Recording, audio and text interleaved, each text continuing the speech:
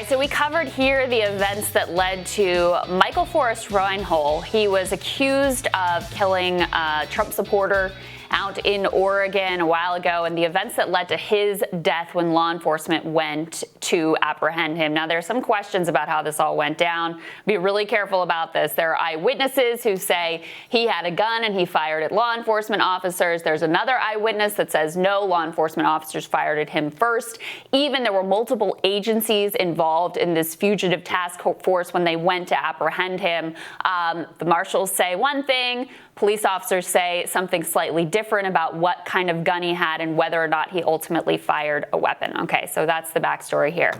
President Trump went on air with Judge Jeanine over the weekend and made some outrageous comments about law enforcement's killing of Michael Forest Reinoehl. And he also made further comments last night at his rally. Let's listen to both of those clips.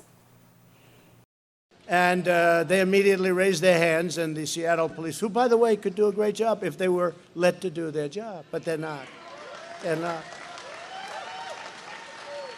And as you know, in Portland the other day, we had to send in the US Marshals. A man who's a bad guy, shot somebody right in the middle of the street, who they say was a very fine young man. Shot him, killed him.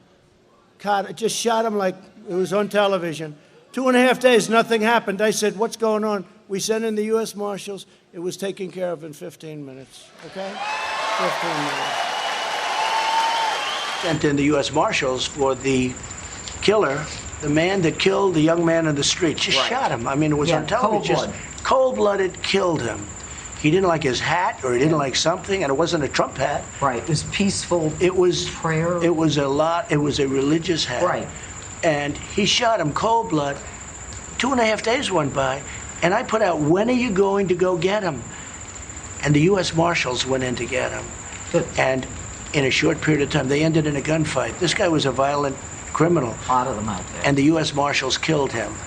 And I will tell you something, that's the way it has to be.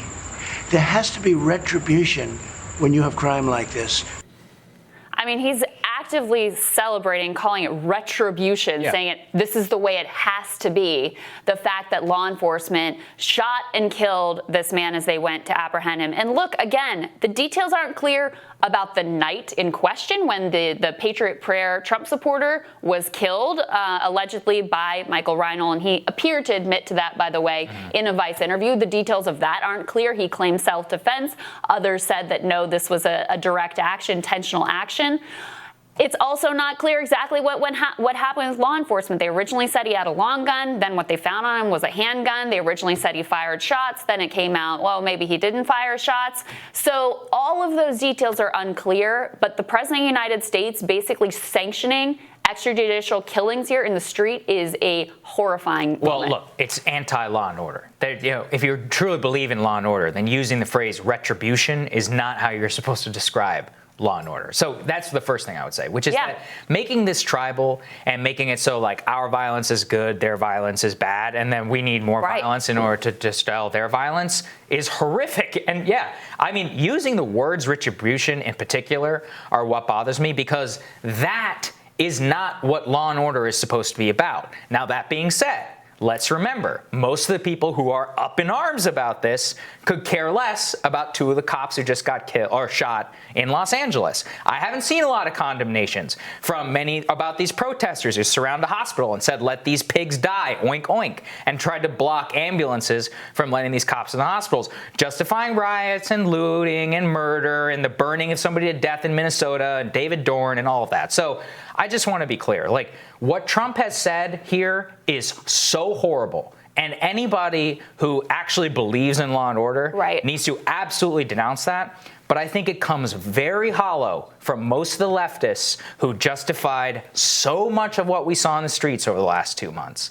And so that's why I think we're screwed, because anybody can say, oh, what are you talking about? Of course we need retribution. They're going to have retribution on us. Again, that is not what a truly equal law and order, equitable society actually looks like. Well, and you're right. You have to be totally even and fair about wherever the violence comes from. So, like, you know, the guy who went and shot 2 people in Kenosha, right? Also self-defense. Turn into and advocating and saying it was self-defense. Yeah. Maybe he's found that is the case and is able to defend himself. Maybe not. He's going to have the chance to go to trial and make that case. Right. And that's what ideally would have happened here too.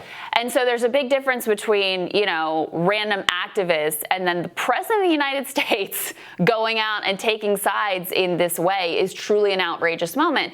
And look, on the politics of it, obviously, like, the reality of it is what is most important here. But on the politics of it, you're absolutely right. This is why when the president is out there saying, I'm the law and order guy, I'm the law and order guy, why, frankly, it's not landing. Because this is chaos, right? This is not law and order. It is the polar opposite of law and order. Just like politically sanctioned killing in the street. I mean, that's insanity. That's not something that is supposed to happen in American streets. Of course, it has happened here in the past. So let's not also pretend like sort of these targeted killings. Not that we don't have any evidence that President Trump ordered this hit. I want to be clear about that. But his comments are deeply troubling. Well, he's justifying it. And very reminiscent of ugly fact patterns and ugly realities in our nation's history.